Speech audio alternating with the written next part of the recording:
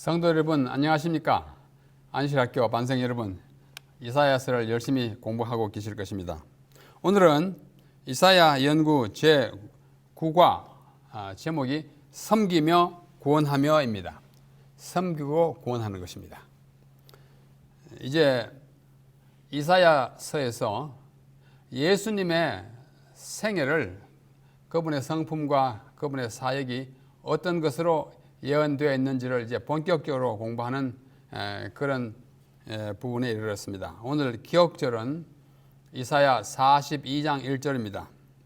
내가 붙드는 나의 종, 이 종이라는 말이 섬기며라는 말의 그 주체예요.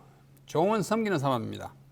내가 붙드는 나의 종, 내 마음에 기뻐하는 자 곧 내가 택한 사람을 보라. 내가 나의 영을 그에게 주었은즉 그가 이방에 정의를 베풀리라. 종이 나타납니다. 이사야서에는 예수님이 앞으로 오실 것을 예언하면서 그가 종의 신분으로 일하실 것을 예언하는 매우 특별한 책입니다. 이번 주에 연구 범위는 이사야 41장, 그다음에 42장, 그다음에 44장, 49장의 일부입니다. 좀 많죠? 이사야서 전체가 너무 길기 때문에 같은 단원으로 이렇게 뭉쳐야 할 장이 오늘은 좀 많습니다. 여기 서론적으로 우리 교과서에 나와 있습니다만 시대 소망 640페이지를 인용하였습니다. 제가 한번 읽겠습니다. 그리스도께서 사시던 장소들을 방문하는 것, 즉 그분이 밟으신 곳을 걸어보고 그분이 가르치기를 좋아하시던 호숫가를 바라보며 그분의 눈이 때때로 머무르던 들과 골짜기를 바라보는 것은 큰 특권이 될 것이라고 생각하는 사람이 많다. 그러나 우리가 예수님의 발자취를 따라가기 위하여 나사렛이나 가버나움이나 베다니에 갈 필요는 없다.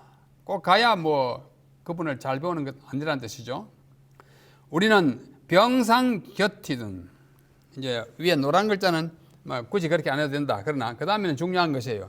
병상 곁이든 빈곤한 오두막집이든 사람들이 많이 모이는 대도시의 뒷골목이든 인간의 마음에 위안이 필요한 곳이라면 어디서든지 예수님의 발자취를 찾을 수 있다. 예수님이 지상에 계실 때 행하신 것처럼 행함으로 우리는 그분의 발걸음을 따라가는 것이다. 어떤 지리적인 그 발자취를 따라가는 것이 아니라 그의 행위에, 그의 성품에 발자취를 따라가는 것이 더 중요하다는 것입니다. 위에 부분만 보면 어쩌면 성지순례 무용론을 말씀하시는 것 같습니다. 성지순례 갈 필요가 없다. 집에서도 또 우리나라에서도 그분이 행하시는 일만 잘 따라하면 그분의 발자취를 참으로 따라가는 것이다. 영적인 교훈입니다. 그러나 또 성지순례 갔다 오신 분들은 또 그런 대로 은혜를 참으로 많이 받고 오지 않습니까? 여기 한 폭의 사진 그림이 있습니다. 아마 아시는 분은 아시겠지만 이게 삼육대학교 백주년 기념관 앞에 이 잔디에 놓여 있는 예수님이 삼육대학 학생 하나의 발을 씻어주는 장면을 이게 동상으로, 별로 크지 않습니다만은 사진에 좀 크게 나왔죠. 예수님이 이 학생의 얼굴을 바라보면서 허리띠를 묶으시고 이게 발을 씻어주지 않습니까? 이게 뭐예요? 이 젊은 어린 학생의 발을 씻어주시는 예수님의 모습, 이것이 참으로 예수님을 닮아가는 것이고 그분의 봉사의 성격이 바로 이렇게 섬기는 것이다. 오늘의 제목처럼 섬겨서 그 대상을 구원하는 것입니다. 아주 아름다운 그림입니다. 우리 삼육대학교의 교육 목표와도 아주 부합하는 것입니다. 우리 교훈이 진리, 사랑, 봉사이거든요. 이 봉사하는 섬기는 모습입니다. 또 다른 방향에서 찍으면 이렇게 됩니다. 예수님이 쳐다보는 모습에 사랑이 깃들었습니다. 바로 오늘 우리가 공부하는 그 범위에 예수님의 모습은 종입니다. 종이에요. 그래서 이사야 40장으로부터 45장까지의 여호와의 종에 대한 이야기가 많이 나와요.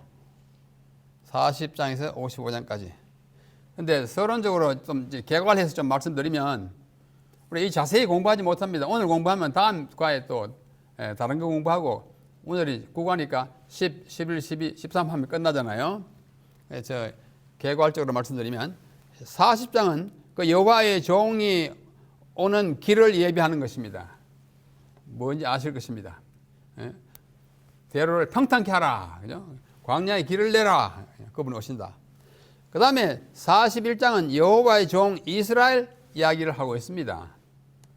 자세히 보면 성경에는 종이 많이 나오는데 아주 예언적으로 중요한 두 종이 있는데 그 중에 하나가 이스라엘 여호와의 종입니다. 그다음 42장에 가면 여호와의 종의 소명이 있는데 이 여호와의 종은 예수님을 가리키는 종입니다. 그 다음에 여호와의 종의 소명이 나오고요. 41장은 이스라엘이고요. 그 다음에 43장에는 또 야곱 또는 이스라엘이 나옵니다. 그 다음에 44장은 목자 고레스에 대한 이야기가 뭐랄까요? 예, 뭐랄까 막간을 이용한 데 삽입되어 있고, 그 다음에 넘어가면 45장에 보면은 또 나의 종 야곱이 또 나옵니다. 그래서 나의 종 야곱이 한 번, 두 번, 세 번 나와요. 이렇게 하나, 둘, 셋. 1번은 여호와의 종으로서의 이스라엘 또는 야곱과 이스라엘은 똑같은 인물 아닙니까? 그 다음에 보면 49장, 50장, 52, 53장에는 다시 여호와의 종의 위임과 헌신과 행적이 나오는데 이것은 예수 그리스도를 여호와의 종으로 일컬은 아주 예언적, 아주 상징적 장들입니다. 이것에 대해서 우리가 열심히 공부하겠습니다. 그래서 이스라엘이 여호와의 종으로 일컬어지기도 하고, 그 다음에 예수님이 여호와의 종으로 일컬어지기도 합니다. 먼저 이스라엘이 여호와의 종으로 일컬어진 부분인 41장 8절로 12절 잠깐 보겠습니다. 그러나 나의 종 너 이스라엘아, 내가 택한 야곱아, 나의 벗 아브라함의 자손아, 내가 땅 끝에서부터 너를 붙들며 땅 모퉁이에서 너를 부르고 내게 말하기를 너는 나의 종이라. 이스라엘 백성을 일컬어서 나의 종이라 이렇게 말합니다. 내가 너를 택하고 싫어하여 버리지 아니하였다 하였노라. 두려워 말라. 내가 너와 함께함이라. 놀라지 말라. 나는 내 하나님이 됨이라. 내가 너를 굳세게 하리라. 참으로 너를 도와주리라. 참으로 나의 의로운 오른손으로 너를 붙들리라. 보라, 네게 노하던 자들이 수치와 욕을 당할 것이요 너와 다투던 자들이 아무것도 아닌 것 같이 될 것이며 멸망할 것이라. 내가 찾아도 너와 싸우던 자들을 만나지 못할 것이요 너를 치는 자들을 아무것도 아닌 것 같고 흠한 것 같이 되리라.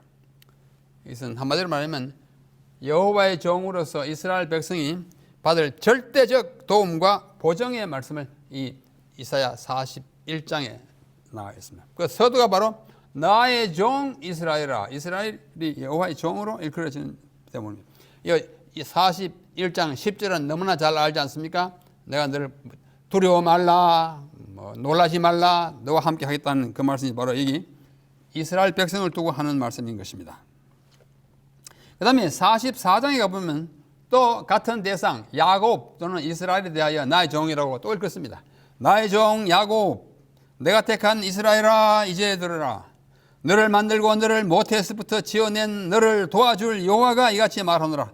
나의 종 야곱아, 내가 택한 여수르나. 여수르는 이스라엘 백성에 대한 하나님의 애칭입니다. 여수르나, 두려워하지 말라.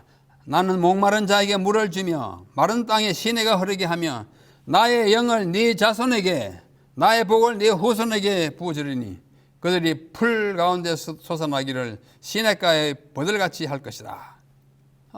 비록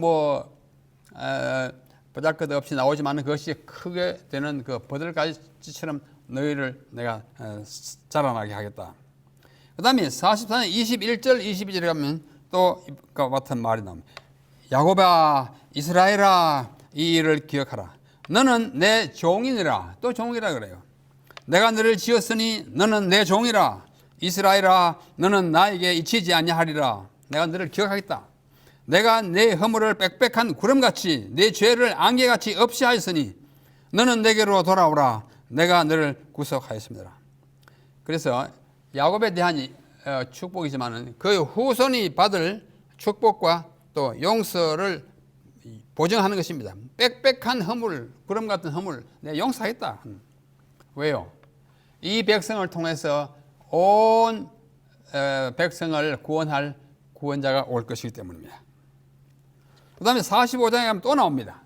내가 나의 종 야곱, 내가 택한 자 이스라엘, 곧 너를 위하여 내 이름을 불러 너는 나를 알지 못하였을지라도 네게 칭호를 주었노라. 나는 여호와라, 나 외에 다른 이가 없나니 나밖에 신이 없느니라. 너는 나를 알지 못하였을지라도 나는 내 띠를 동일 것이요 해 뜨는 곳에서든지 지는 곳에서든지 나밖에 다른 이가 없는 줄을 알게 하리라. 너 나에 대한 하나님에 대한 지식을 전수할 백성으로서 택한 족속이다. 이스라엘 백성이 택한 백성으로서 가치는 하나님에 대한 지식을 온 인류에게 전해주는 것입니다. 그 일을 바로 위해서 내가 너를 택했다. 너는 선민이다. 그게 바로 나의 종으로서 할 일이다. 이와 같은 일련의 말씀을 통해서 우리는 몇 가지를 이렇게 간추릴 수 있습니다. 위에서 본 네 가지 성경 본문에서 첫 번째는 두려워하지 마라. 내가 너를 돕겠다 함으로써 내가 너를 붙들다. 내가 너를 붙들겠다. 너를 꼭 붙들겠다. 붙드는 것은 무엇이에요? 보호하고 다른 사람이 해치지 못하겠다는 것이죠. 그다음 두 번째는 지렁이 같은, 이건 읽지 않았지만 거기에 나오는 것이에요. 41장에 지렁이 같은 너 야곱아, 너 이스라엘 사람들아, 보라 내가 너를 이가 날카로운 새 타작기를 삼아 네가 산들을 쳐서 부스를 꺾고 작은 산들을 개같이 만들 것이다. 뭐야? 정복하겠다는 것입니다. 정복해가지고 너를 정복자, 온 세계의 정복자로 만들겠다. 그 다음에 내 자손에게 해가지고 내 자손을 축복하겠다. 그 다음에 마지막으로 45장에 방금 읽은 그 보면 내가 택한 자 이스라엘을 너를 불렀다. 선택한 선민인 것을 쭉 이야기해. 이스라엘 백성은 이러한 특권을 부여받음을 선포하는 것이 여호와의 종, 또 나의 종으로서의 이스라엘의 특권인 것입니다. 그런데 42장에 보면 대상이 야곱이나 이스라엘이 아닌 다른 이름이 밝혀지지 않는 종이 또 나옵니다. 42장에 처음 나와요. 42장 1절로 4절. 내가 붙드는, 여기도 붙든다고 그랬어요. 나의 종, 내 마음에 기뻐하는 자, 곧 내가 택한 사람을 보라. 이 문맥을 보면 이스라엘의 야곱이 아니고 또 다른 어떤 분입니다. 내가 나의 영을 그에게 주었은즉 그가 이방에 정의를 베풀리라. 오늘 기억질 말씀과 같죠. 그는 외치지 아니하며 큰 소리로 말하지 아니하며 목소리를 높이지 아니하며 그 소리를 거리에 들리게 하지 아니하며 마음이 아주 온순해서 차분차분 조용조용 말씀하시는 온화한 성품의 소유자로 묘사됩니다. 상한 갈대를 꺾지 아니하며 꺼져가는 등불을 끄지 아니하고 한 그 미물의 생명이라도 그 생명을 귀중히 여기는 그런 분, 진실로 정의를 시행할 것이며 진실로 정의를 그는 쇠하지 아니하며 낙담하지 아니하고 세상에 정의를 세우기에 이르리니 섬들이 그 교훈을 앙망하리라. 이것은 여호와 하나님께서 그의 종을 택하시는데 그 종이 이 땅에서 그 사명을 완수하는 일에 성공할 것을 예언한 것입니다. 그에게 영을 줘가지고 조용조용 이야기하고 사뿐사뿐 말씀할지라도 그는 영혼을 구원하는 자로 나타날 것이라고 말하는 것입니다. 이름을 밝히지 아니하였어요. 그 다음에 42장 5절로 7절에 보면은 하늘을 창조하여 펴시고 땅과 그 소산을 내시며 땅 위의 백성에게 호흡을 주고 땅에 행하는 자들에게 영을 주시는 하나님이 모든 생명체에게 생명을 주시는 분이라는 것을 말씀하시면서 그가 뭐라고 말하는 거니? 나 여호와가 의로 너를 불렀은즉, 이름이 밝히지 않았지만 어떤 사람을 불렀습니다. 내가 네 손을 잡아 너를 보호하며 너를 세워 백성의 언약과 이방의 빛이 되게 하리니 네가 눈먼 자들의 눈을 밝히고 갇힌 자들을 감옥에서 이끌어내고 흑암에 갇힌 자들을 감방에서 내오리라. 하나님께서 이 종, 아직 그 이름이 밝히지 않았지만 이 종에게 뭘 주시는 거 아니? 큰 능력을 주세요. 무슨 능력이에요? 눈먼 자를 밝히고 갇힌 자를 끌어내고 흑암에 있는 사람을 감방에서 내주는 아주 해방시켜주고 시력과 인간의 모든 연약함으로부터 회복시켜주는 그런 일을 할 것이라고 그 종에게 그 능력을 주십니다. 그 다음 8절로 9절에 보면 나는 여호와이니 이는 내 이름이라. 여호와가 하나님의 이름인 것이 분명합니다. 나는 내 영광을 다른 자에게 내 찬송을 우상에게 주지 아니하리라. 영광은 나에게 돌아오는 것이다. 보라, 전에 예언한 일이 이미 이루어졌느니라. 이제 내가 새 일을 알리노라. 그 일이 시작되기 전에라도 너희, 여기서 여호와께서 말씀하기를 뭐냐? 이제 내가 새 일,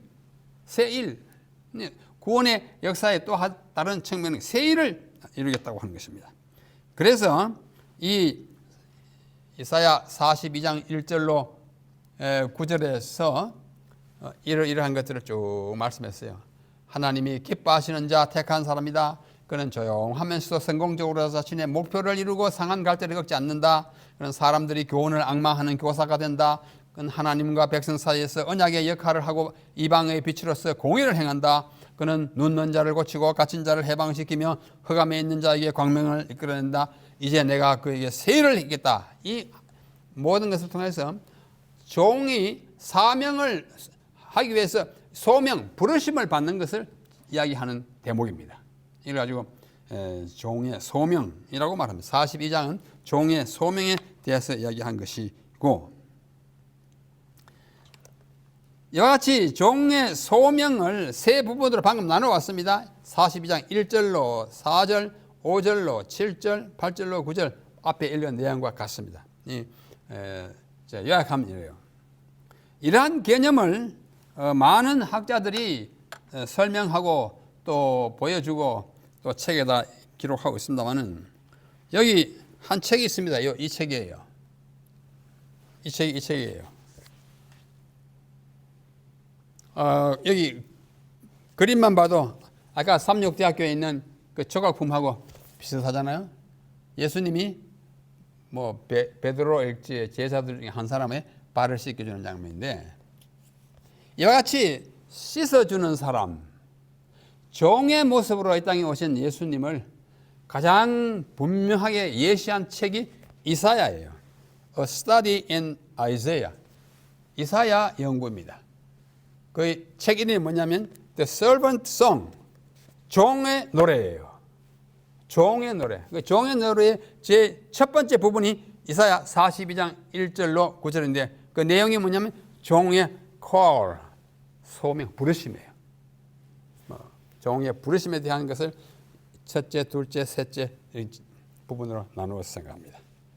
그래서 이 책이 전체가 예수님을 가리키는 종의 노래를 그 부분을 주석하고 설명한 책입니다. 매우 아름다운 책이어서 제가 오래전부터 보고 또 가르칠 때도 자주 이용하였습니다. 바로 이 책이에요. 이사야 연구, 종의 노래, 종으로서의 servant, 종으로서의 메시아 그리스도를 나타내는 것인데, 오늘의 제목이 섬기고 구원하시는 종이잖아요. 섬기며 구원하신 종 그리스도를 잘 설명해 주는 책이 이 책인데, 이 책에 보면 이제 종에 관한 예수님이 종으로서의 역할을 하는 그 부분들을 네 부분을 찾아가지고 그 네 부분의 이름을 다 붙였습니다. 방금 본 42장 1절로 9절은 종의 소명, 부르심이고, 그 다음에 49장 1절로 13절에는 종의 위임, 이거는 call, 이거는 commission, 위임하는 거잖아요. 그 다음에 50장 4절로 11절은 종의 commitment, 자신을 하나님께 전적으로 바치는 종의 모습이에요. 헌신. 그 다음에 마지막으로 52장 끝에서부터 53장 12절까지는 종의 행적, career는 경력, 이력 뭐 그런 따잖아요. 이 저자가 이걸 이제 call, commission, commitment, career, C로 이렇게 아름답게 꾸미려고 이렇게 용어를 잘 선택하신 것 같습니다. 하여튼 이 책은 하나님의 종, 여호와의 종이라고 일컬어지는 분이 앞으로 행할 일인데 그분이 바로 예수 그리스도입니다. 예수님에 관한 모습을 가장 잘 나타내 주는 것입니다. 자, 일단 그렇게 하고 또 이어서 공부를 더 하겠습니다. 그 다음에 44장에 가보면은 문득 교과 우리 책에도 잘 나타나 있습니다만은 페르시아인 메시아가 나옵니다. 페르시아인 메시아. 페르시아 메시아예요. 44장 26절부터 45장 6절까지인데요.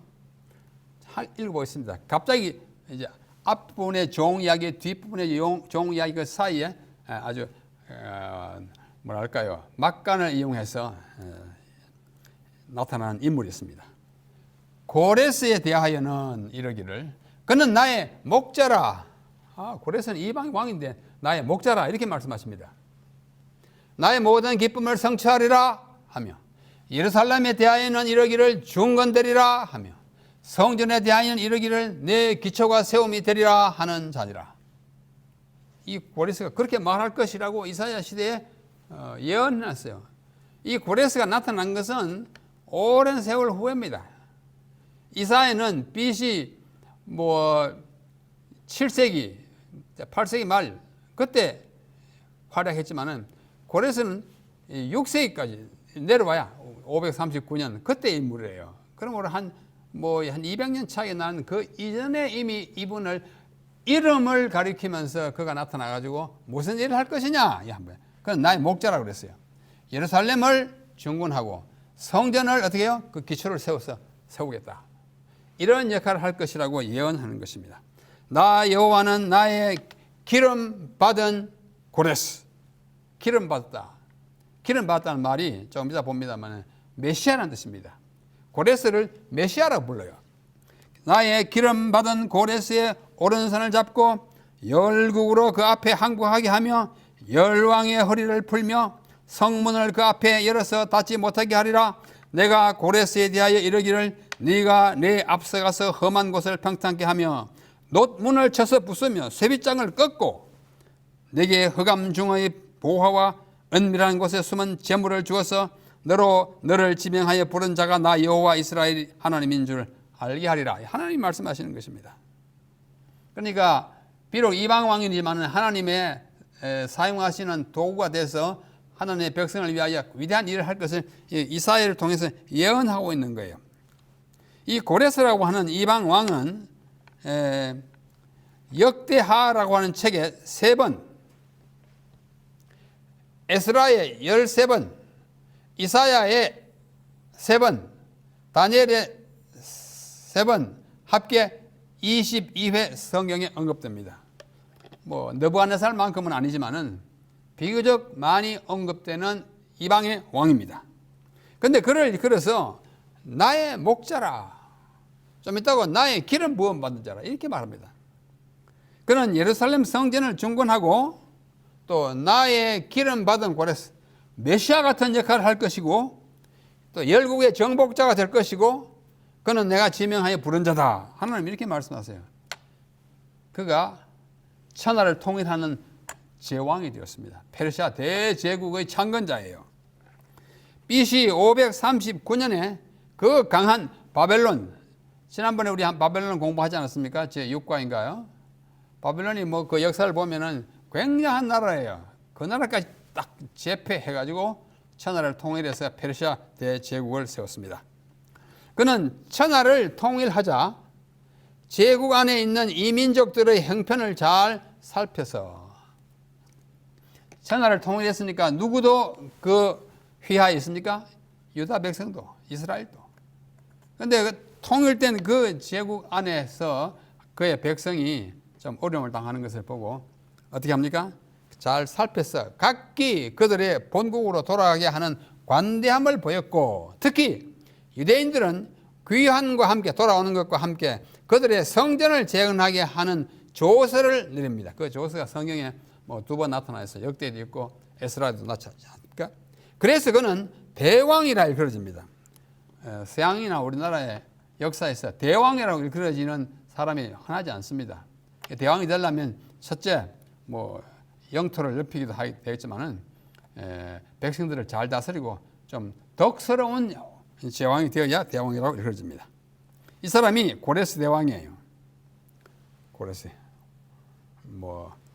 고레스가 이렇게 조각품에 나타나 있는 모습을 보고 화가들이 좀 이렇게 첨가해서 그린 거죠. Cyrus the Great, 고레스 대왕, 이렇게 영어로 그렇게 표현합니다.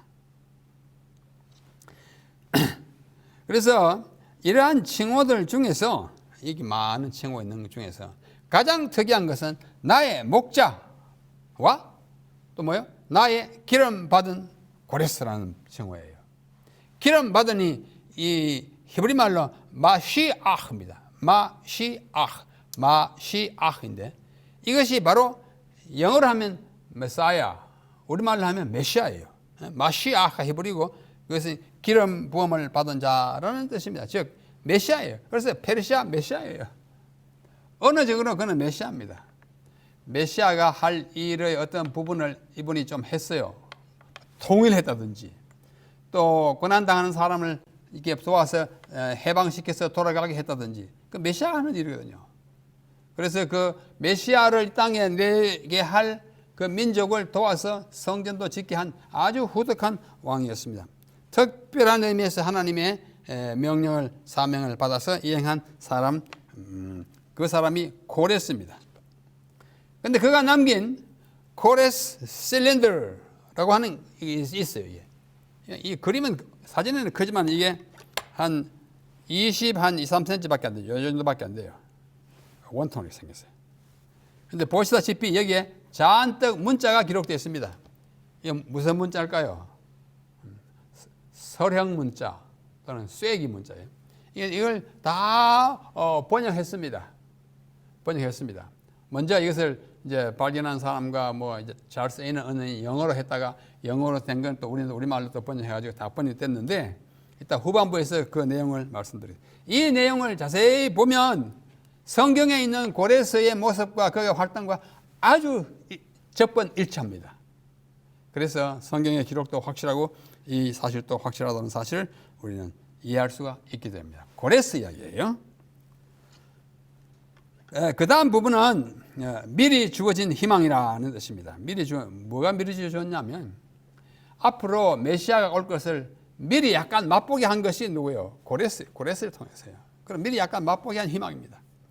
이사야가 고레스의 이름까지 정확하게 예언한 사실 때문에 이 부분은 어떻게 150년, 200년 이전에 그 이름을 말할 수 있느냐? 그러므로 이사야가 쓴 것이 아니라 고레스 이후의 시대에 쓴 것이다 라고 주장하는 사람이 있습니다.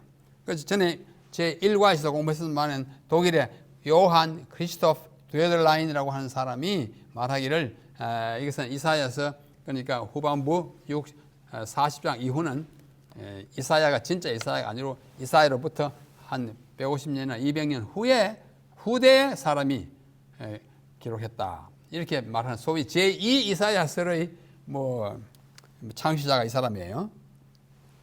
그러나 지난번에 본 대로 1947년 연도지만 1947년에 발견된 이사야 두루마리 사해 사본을 보면은 이사야 1장으로부터 66장까지가 아무런 사이에 구획 없이 쭉 그냥 한 통으로 되어 있습니다.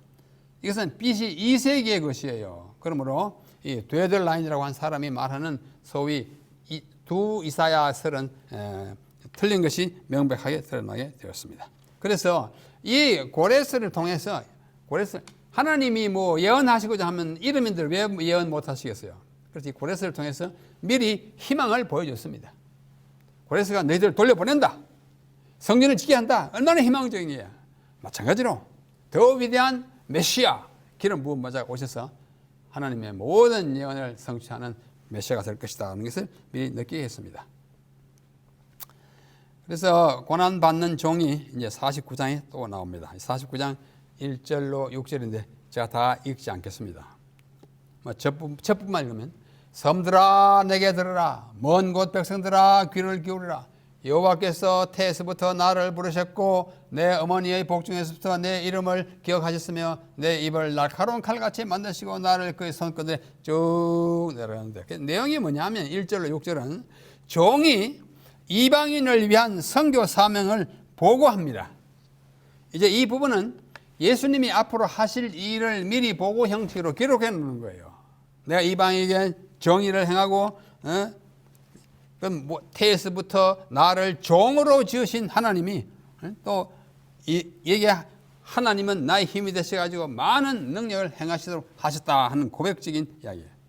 그래서 이것을 말함으로써 종 되시는 예수님이 종 되시는 그 분을 종의 역할을 사역을 하도록 그에게 커미션하는 부분이에요. 이것을 가지고 종의 위임이라고 그래요. 49장 1절로 13절은 종의 노래의 둘째 편으로서 두 번째 편으로서 종이 하나님 이렇게 주셨다 내가 이렇게 하겠습니다 하는 그 예언적 보고입니다. 그런데 지금까지 보신 것과 마찬가지로 하나님께서는 나의 종 또는 여호와의 종이라고 일컫는 대상이 둘입니다. 하나는 누구냐면 그리스도시고 하나는 이스라엘이에요. 처음에 그랬잖아요. 야곱 나의 종아, 이스라엘 나의 종아 그랬어요. 그 다음에는 이름을 밝히지 않았지만 또 기름 부음을 받을 앞으로의 메시아인데 그러면 어떻게 이스라엘하고 예수님이 똑같이 나의 종이 될 수 있느냐 이런 질문이 생깁니다. 그런데 성경의 다른 부분에 보면 여기 호세아 11장 1절에 보면 이스라엘이 어렸을 때에 어렸단 말은 이스라엘 역사의 초기에 내가 사랑하여 이스라엘을 사랑하여 내 아들을 애굽에서 불러내었거늘 무엇을 가리키는 말입니까? 출애굽을 가리키는 말입니다. 이스라엘 역사 초기에 내가 이스라엘 애굽에서 불러내었다라고 하는 이 말을 마태복음에 오면 이 호세아 11장 1절을 인용하면서 예수님이 애굽에 갔다가 나오는 것을 그것을 예언한 것으로 이해합니다. 자, 요셉이 예수님의 그 아버지 역할을 한 요셉이에요. 요셉이 일어나서 밤에 아기와 그의 모친을 데리고 애굽으로 떠나가 헤롯이 죽이려고 하기 때문에 피난 갔습니다. 떠나가서 헤롯이 죽기까지 거기 있었으니 이는 주께서 선지자 누구예요? 호세아로 선지자로 말씀하신 바 애굽에서 내 아들을 불렀다. 애굽에서 내 아들을 불렀다 그랬잖아요.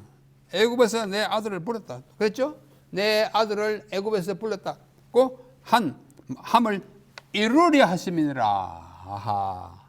호세아 11장 1절에 출애굽의 역사를 이야기하면서 이것은 예수님이 애굽에 갔다가 나올 것을 미리 예언한 것인데 그것을 이루려고 요셉과 마리아가 예수님을 데리고 애굽으로 갔다가 나중에 나왔다 그래요. 그러면 여기 있는 이스라엘은 아들이고 여기도 예수님이 아들이잖아요. 이건 뭘 말하는 거 아니? 이스라엘이 애굽에서 나온 그 전체 인구는 예수님이 애굽에서 나올 때 안에 다 포함되는 것입니다. 예수님과 이스라엘이 identify 동일체가 되는 거예요. 이런 것을 의미해 줍니다. 설명할 시간이 없지만은. 자, 그 다음에 7절로 12절에 보면 쭉 있는데요. 다 읽지 않겠습니다. 이스라엘의 구속자 이스라엘의 거룩한 신 이 여호와께서 사람에게 멸시를 당하는 자 예수님이 그랬잖아요. 백성에게 미움을 받는 자 미움 받았잖아요. 관원들에게 종이 된 자 또 종이에요. 그 예수님이에요. 그래서 49장 이 1절로 13절인데 여기 49장 여기 앞에 나온 거 다음에 7절로 12절은 여호와께서 종의 선교 사명이 온전히 성취될 것을 약속하십니다. 쭉 그렇게 말씀합니다. 다 이루어질 거다. 그래야 메시아가 되는 거예요. 고난받는 종의 이 장면이 아주 분명하게 나타나 있습니다. 선교 사명이 잘 나타나 있어요. 그래서 49장 13절 보십시오. 13절 마지막이에요. 이 고난받는 종 이사야 49장의 마지막 13절은 하늘이여 노래하라 땅이여 기뻐하라 산들이여 즐거이 노래하라. 저는 한번 설명했습니다. 뭐 땅이나 바다나 하늘이 뭐 듣는 건 아니에요. 말하자면 그것들의 변함없이 딱 있는 그 자연의 뭐랄까 무게에 이제 약간 의인화해가지고 여호와께서 그의 백성을 위로하였은즉 그의 고난당한 자를 긍휼히 여기실 것입니다. 이렇게 얘기하는 것입니다. 아니 시적이에요. 하늘, 땅, 산들 여호와께서 그 백성. 여기서는 모든 피조물이 여호와를 찬양하도록 초청하는 거예요. 다 피조물 초청하는 것입니다. 그래서 이 부분이 이것으로 끝나는 것입니다. 여기 이 책 우리 교과서에도 이 책에 말씀이 인용되어 있습니다. 이 책에 몇 페이지냐 하면은 387페이지 보면 이와 같이 함으로써 이사야는 우리와 똑같이 시험을 받으면서 자신이 믿음의 길의 창시자와 완성자임을 증명하는 진정한 인성을 가진 한 종을 예견하였는데 여기서 믿음이란 아무것도 더 이상 가치 있는 것이 보이지 않을 때에도 여전히 나의 하나님을 부를 수 있는 진정한 개인적 믿음이다. 이분이 표현했어요. 이 책이 매우 중요한 책입니다. 여기 관원의 종이라고 했잖아요. 관원의 종 이야기예요.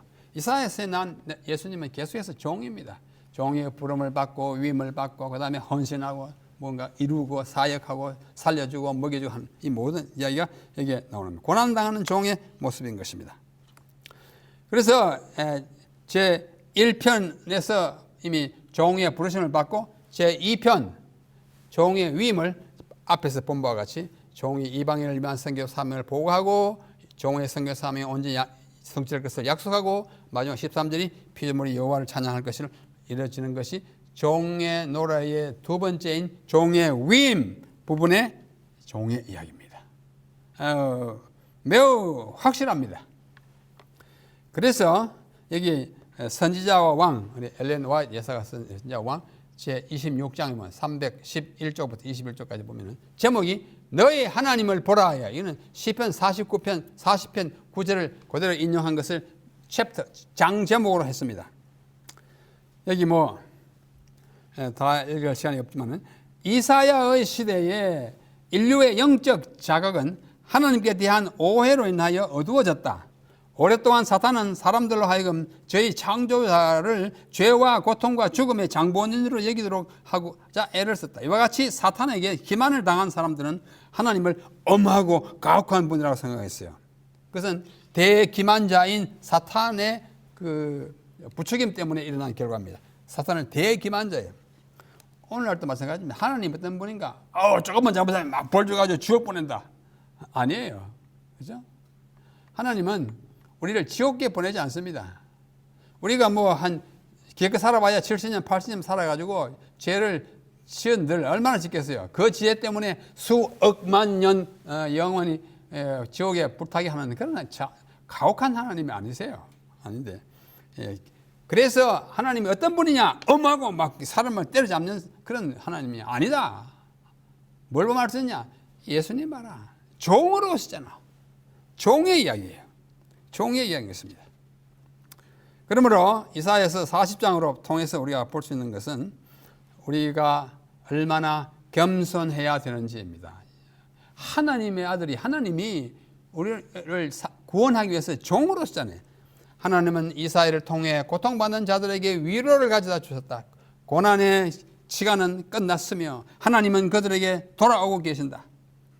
그래서 그들은 절망과 혼란을 겪는 대신에 창조의 능력을 사용하시는 하나님을 신뢰할 수 있었습니다. 이사야 당시에 위로의 하나님은 오늘의 우리의 하나님이시기도 합니다. 그분은 우리를 사랑하셔서 구원하셨습니다. 빌립보 2장 5절로 8절 너희 안에 이 마음을 품으라. 곧 그리스도 예수의 마음이니 그는 근본 하나님과 같은 본체시나 그것을 취할 것으로 여기지 아니하시고 자기를 비어 신성을 비어 종의 형체로 사람으로 나타나시고 종까지 하는 것처럼 죽기까지 복종하던 십자가의 죽음까지 지고 가는 이 이야기. 그래서 온 우주 앞에 하나님이 폭군이 아니라는 것을 이렇게 아주 웅변적으로 나타내주고 있습니다. 예수는 이 땅에 섬기러 왔습니다. 마가복음 10장 45절 인자가 온 것은 섬김을 받으려 함이 아니라 오히려 섬김을 하고 자기를 많은 사람의 대성물로 주기 위해서 오셨다고 한 하나님의 이 정말 이 비하의 모습, 겸비의 모습을 가장 잘 보여주는 것이 종의 노래 이사야에 쓴 것입니다. 오늘 여기까지 공부하고 후반부에 이어가겠습니다. 여러분 열심히 공부하십시다. 감사합니다.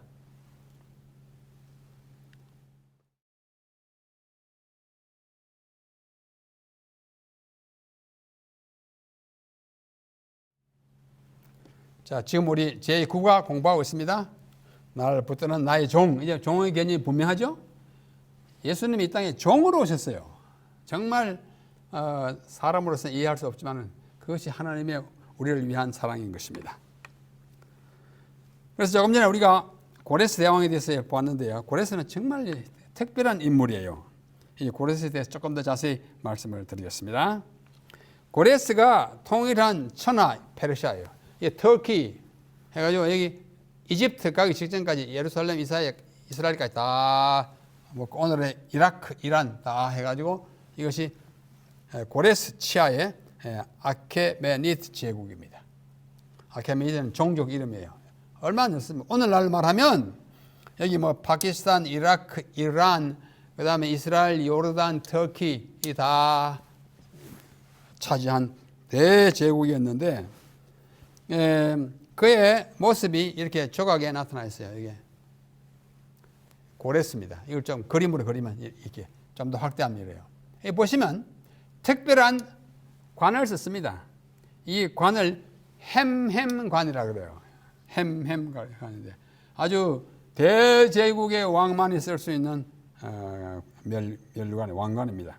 그런데 그가 4개의 날개를 가졌어요. 이것도 아주 신격화된 모습을 알 수가 있습니다. 이 그림이 이렇게 되고 이렇게 되는 것이요. 그런데 그가 남긴 이 고레스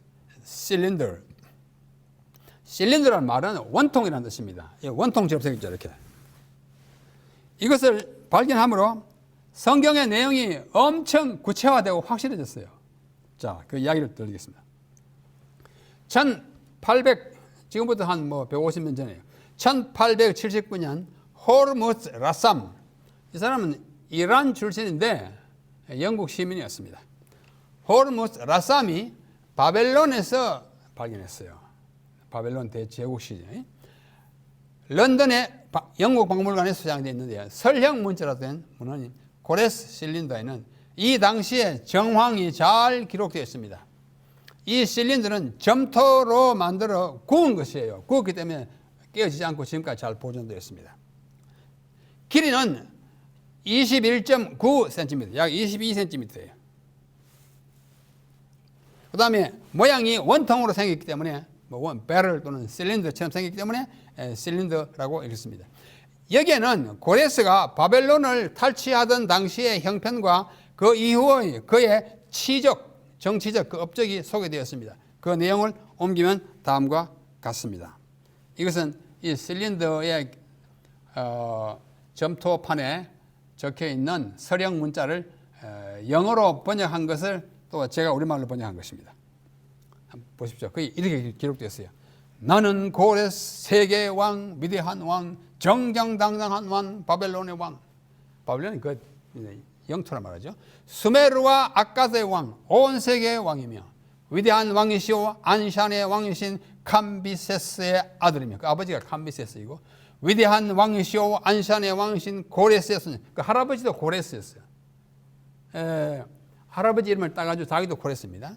위대한 왕이시오 안산의 왕이신 테이스페스의 후손, 조상의 네, 언제나 왕권을 행사한 가문의 출신이다. 자기를 굉장한 존재로 거기다 기술을 해놓고 있습니다. 다시 한번 보면 이렇게 생겼어요. 하나하나가 다 글자입니다. 의미 있는 문자예요. 그냥 문의로 한 것이 아니에요. 그래서 이 이야기를 이사야서에 있는 그 페르시아 메시아라고 했던 한번 들어보십시오. 이사야 44장 28절. 고레스에 대하여 이르기를 그는 나의 목자라 나의 모든 기쁨을 성취하리라 하고, 나의 기름 부음 받은 고레스의 오른손을 잡고 하겠다. 고레스에게 이를 내가 내 앞서 가서 험한 곳을 평통해가지고 늘 큰 일을 하겠다. 이런 것과 이제 아주 공통 일치하기 시작합니다. 조금 더 보면 고레스라는 이름은 성경에 아까 보면 22회 언급됩니다. 특히 그는 바벨론으로 잡혀가서 유수 생활을 하고 있던 유대인들이 본국으로 돌아오는 일에 그 일을 주선하고 추진하고 도와준 황제예요.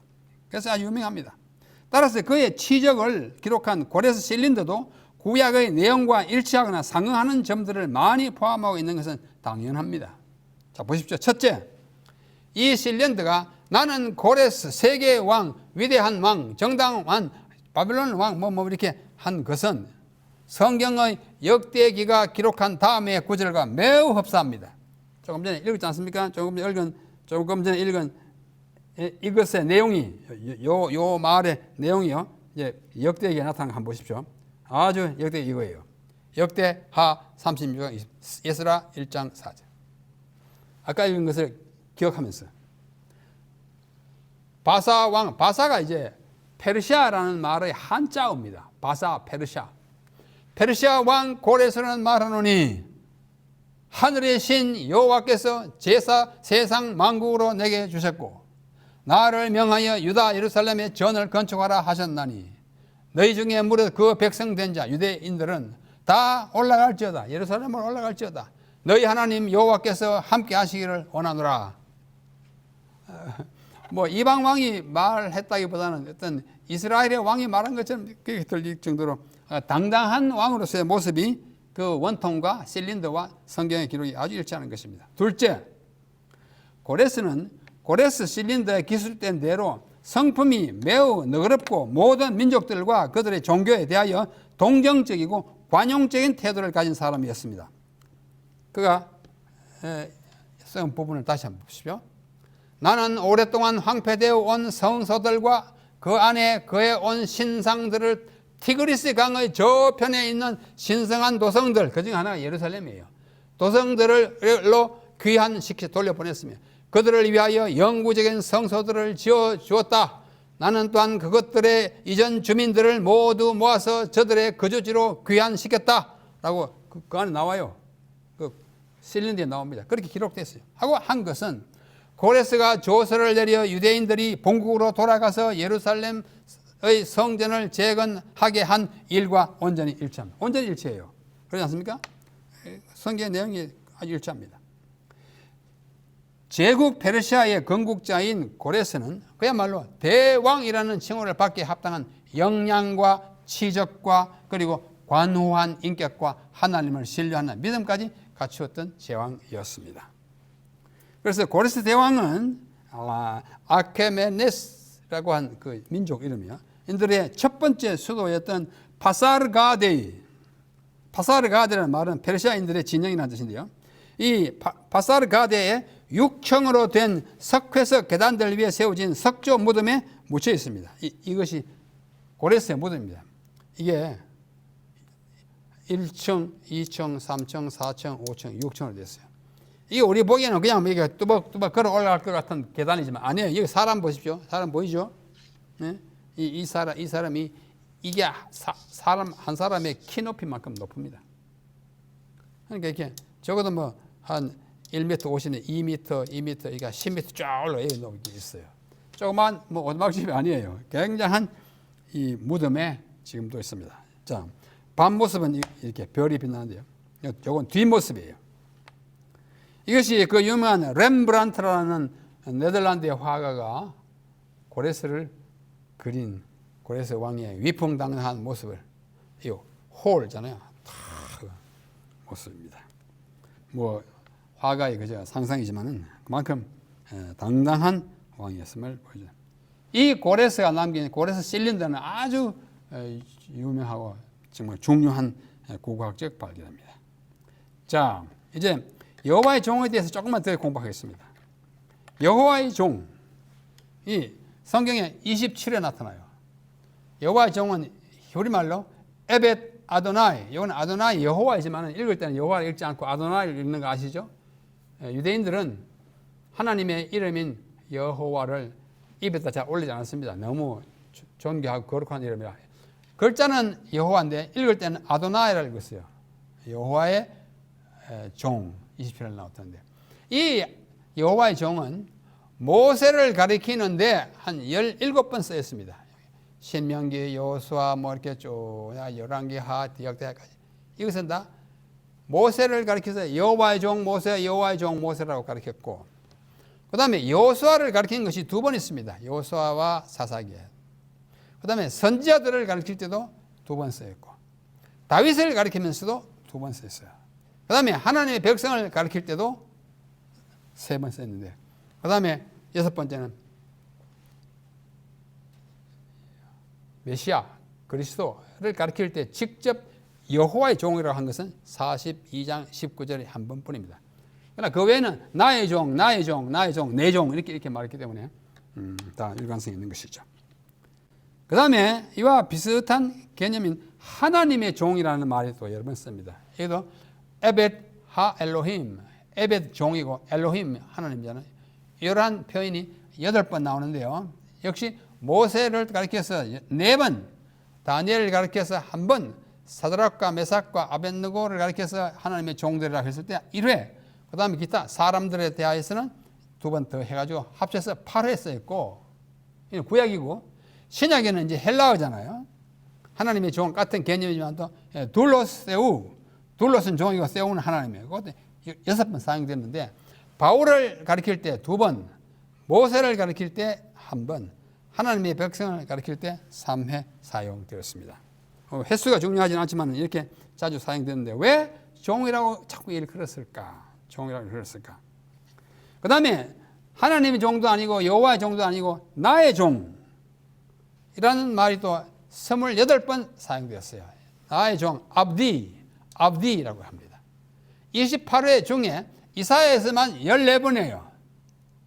그래서 나의 종, 모세에게 2번, 다윗에게 3번, 선지자들에게 3번, 기타 개인의 사람의 종에게 6 사용됐고, 그 다음에 파란색은 이사야서에 있는 것입니다. 이사야 자신을 가리킬 때 1번 나의 종이라고 했어요. 하나님 말씀하실 때. 그 다음에 이스라엘 야곱을 가리킬 때 아까 보았지 않습니까? 해가지고 5번. 그 다음에 메시아, 이름이 명시되지 않았지만 내용을 보면 메시아인 때에 나의 종이라고 한 것이 4번. 그 다음에 구원받은 자를 가리킬 때 4번. 이렇게 가지고 14번이 이사야에 쓰였습니다. 여호와의 종, 하나님의 종, 나의 종, 이런 사람들이 많이 있고 왜 그렇게 기록되었을까? 좀 궁금하겠죠? 네, 궁금한 한 분이 있었어요. 그분이 누구냐면 이상근 목사입니다. 이분이 1997년에 삼육대학교 신학대학원 석사학위 마칠 때에 석사학위 논문으로 쓴 것이 여호와의 종이라 일컬어지는 사람들에 관한 연구, 여호와의 종이라 일컬어지는 사람들에 관한 연구인데, 아마 이상근 목사님 지금은 미국의 미시간주의 앤드루스 한인교회 목사로 심우 중입니다. 네, 아주 참 연구할 만한 가치가 있는 제목을 석사학위 논문으로 제목으로 택했어요. 그래서 아주 훌륭한 논문이라고 생각합니다. 왜? 여호와의 종이 모세, 여호수아, 모세, 다윗 이런 사람들 왜 그렇게 칭해졌는가? 그렇게 칭해진 사람들의 공통점이 있을 것이고 그들의 사명이 있을 거예요. 그걸 연구하는 것은 우리 신학도로서 아주 가치 있는 연구가 아닌가 생각합니다. 그래서 아주 귀한 석사학위 논문을 여러분에게 소개합니다. 이상근 목사예요. 자, 처음에 우리가 본 대로 여호와의 종에 대한 이야기가 이사야 40장부터 55장까지 있는데요. 앞에는 길을 예비하는 것은 이제 40장이고 41장, 43장, 45장에는 종 누구예요? 이스라엘 야곱에 대한 것이고, 그 다음에 여기 42장, 49장, 50장, 52장은 이름이 밝혀지지 않았지만 길은 부음받은 메시아 이야기. 사실 이름이 밝혀지지 않았던 것도 아니에요. 메시아라는 것이, 메시아가 헬라어로 하면 그리스도잖아요. 그리스도에 관한 것이에요. 예수님에 관한 이야기입니다. 그래서 아까 본 대로 이 책이 린지라고 하는 사람에서 이 책이 이사야에 있는 종의 노래를 4개 이제 생각하는 것입니다. 4개. 42장에 있는 소명, 그 다음에 49장에 있는 위임, 50장에 있는 헌신, 52장 끝에서 53장에 이어지는 그분의 행적. 그래가지고 이걸 가지고 이렇게 계속 쓴 책이 이 책 한 권입니다. 그래서 종의 소명은 이렇게 나눠지고 앞에서 봤으니까 반복하지 않습니다. 그 다음에 종의 위임은 종의 위임에도 이렇게 앞에서 다 봤어요. 그래서 이걸 쭉 설명하는 것입니다. 아주 지루하지 않게 책 짧지만 여기 그렇게 200페이지도 안 되는 책이지만은 아주 재미있게 소담스럽게 쓴 책이라고 저는 믿고 이용하기를 좋아합니다. 그 다음에 헌신 50장으로부터 50장 4절로 14절인데 종이 자기를 제자로 삼으신 여호와께서 자기를 옹호하실 것을 선언합니다. 50장 4절로 9절. 그 다음에 10절로 11절을 보면은 여호와께서 종의 제자들의 순종하는 행실과 악인들에게 임할 심판을 대조시키는 것입니다. 종이라는 것은 예수님이에요. 예수님의 제자들의 순종하는 행실과 악인들의 임할 심판을 대조시켜서 말함으로써 헌신의 장을 마치고 있습니다. 마지막으로 행적이 나와요. 여기 여러분들 제일 친숙합니다. 52장 마지막 13, 14, 15는 곧 난 당한 종이 높임을 받을 것을 먼저 예고하고 그 다음에 53장에 들어갑니다. 여러분 53장 별명이 뭐예요? 고난장이잖아요. 고난장. 그렇죠? 우리의 전한 것을 누가 믿느냐 하면 나오잖아요. 믿는 사람들이 종의 죽음을 오해했던 것을 고백합니다. 그 사람이 혼자 그렇게 비참하게 죽었는데 나하고 관계없지 했는데 알고 보니 그가 죽은 것은 내 허물을 이야기합니다. 그가 고난을 당한 것은 나의 죄 때문이다를 깨닫고 통회하는 이야기를 하고 그것의 참뜻을 깨달은 이야기를 51장 1절로 9절. 너무나 중요한 부분이에요.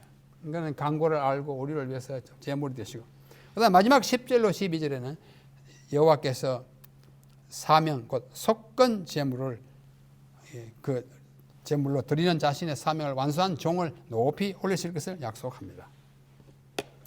이 부분의 내용에 대해서 다음 과에 조금 더 나오기 때문에 오늘은 여기까지 하겠습니다.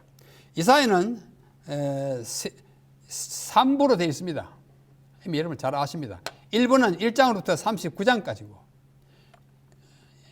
1부 39장인데 그 앞부분은 35장까지 하고 36, 7, 8, 9는 역사적인 부분이에요. 그 제2부라 그러고 마지막 40장으로 48장까지는 이사야 제3부인데 40장에서 66장까지는 그래서 40장에서 66장까지를 또 세분하는 학자들이 있어요. 아주 해놓고 보면 아주 당연한 겁니다. 40장, 48장까지는 구원을 강조하고 40장, 9장으로부터 57장까지는 구원자를 강조하고 마지막 58장, 66장까지는 구원받은 자들을 강조하는 내용으로 되어 있다고 하는 것은 아마 좋은 그 인사이트 같습니다. 이걸 소개합니다. 그 다음에 또 어떤 사람은 40장 똑같은 나누면서 첫째 부분은 제3부의 첫째 부분은 평화의 목적, the purpose of peace. 그 다음에 평화의 임금, prince of peace. 그 다음에 평화의 계획, the program of peace를 하고 있다. 혹 마음에 드시면 연구하실 때 참고하시기 바랍니다. 다시 우리는 삼육대학교 교정에 있는 예수님이 학생의 발을 씻기는 모습입니다. 저도 이 학교에서 오래 가르쳤지만은 정말 예수님처럼 가르치는 것이 가장 잘 가르치는 것이고 예수님 우리에게 주신 모본을 따라하는 것이 가장 훌륭한 교사인 것입니다. 그래서 그분이 내가 너에게 행한 것 같이 너희도 그렇게 행하라고 하면서 세족 예식을 발을 씻겨주지 않았습니까? 모든 교사와 모든 그리스도인들은 그분이 보여주신 모본의 섬김의 모본을 따라서 남을 섬길 때 그 감동으로 그를 구원하는 것입니다. 이 이치를 보여주는 것이 바로 이사야서 오늘 우리가 공부한 제9과의 이야기인 것입니다. 다시 한번 기억절 읽고 마치겠습니다. 내가 붙드는 나의 종, 내 마음에 기뻐하는 자, 곧 내가 택한 사람을 보라. 예수님을 보라. 내가 나의 영을 그에게 주었은즉 그가 이방에 정의를 베풀리라. 의를 베풀리라. 이방을 어렵게 해 하늘나라 백성을 삼겠다. 이런 얘기잖아요. 모쪼록 이사야서를 지식적으로만 공부하지 마시고 거기에 소개되어 있는 메시아의 아름다운 모습, 그 성품, 그 행적, 그 모본을 따라서 우리도 섬기며 살아가고 섬기기 때문에 구원은 자를 많이 내는 그러한 예수님의 제자로 살아가시를 간절히 부탁드리면서 오늘 제 국가 공부를 여기서 마치겠습니다. 감사합니다.